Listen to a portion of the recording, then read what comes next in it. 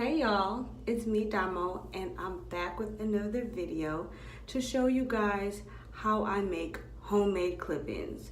These are my homemade clip-ins that I made. This is a blendage of my actual hair and the clip-ins, but if you want to see how I make my own clip-ins, then stay tuned, girl. I got a treat for you. I'm going to be using Afro kinky curly hair as well as regular kinky curly hair, which is basically a looser texture, proving that regardless of texture, girl, you can slay these homemade clip-ins.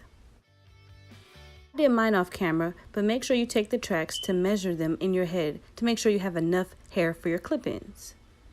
This is just a shot of me showing you guys how tightly stitched both tracks are on together and this kinky curly hair creating a foundation for a smoother transition when latching on your clips.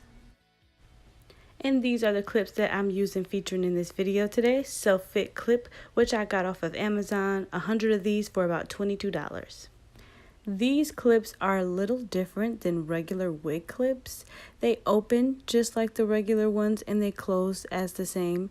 The only difference is that they come with latches on the side to give you another option other than sewing. So basically you're going to take that latch and push it over both tracks, creating the same effect. And now I'm going to demonstrate how I attach one of the clips onto the hair. I'm going to open a clip, making sure that it's facing the correct direction before placing it onto the hair. Once I place it on the hair, I'm going to take each end of those latches and place it over the tracks, securing its spot on the hair.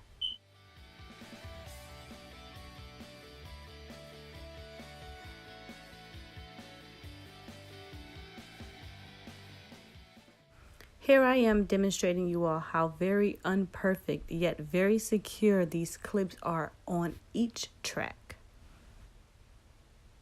And here I am attaching each set of clip-ins on the top of my ponytail and giving it a quick tug just to show you guys how secure each set of clip-ins really are.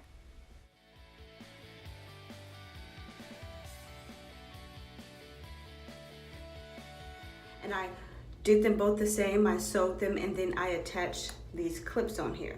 Now these latches on the side of these clips may look easy in the video, but trust me, they are not, okay? These are kind of difficult to put on. I didn't put in the video that I actually used a pair of scissors to help me. I do not encourage you all to use scissors. Use any tool that you feel would best kind of help you push the latch over the tracks, because it can be a little bit tough, so I'm not gonna act like it was just so easy, because it's not. But it beats sewing for me because I'm not a person that likes to sew, so yeah.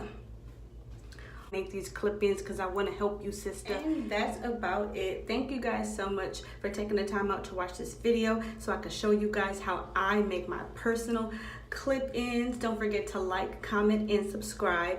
And just so you know, there's plenty of ways to wear your hair for protective styling. This just so happens to be my favorite. I'm a lazy natural. I like to take some hair out of my head and go to sleep, but that's just me. I hope this inspired or encouraged you guys to broaden your horizon when it comes to protective styling. Anyway, thank you guys so much, and I'll see you in the next one.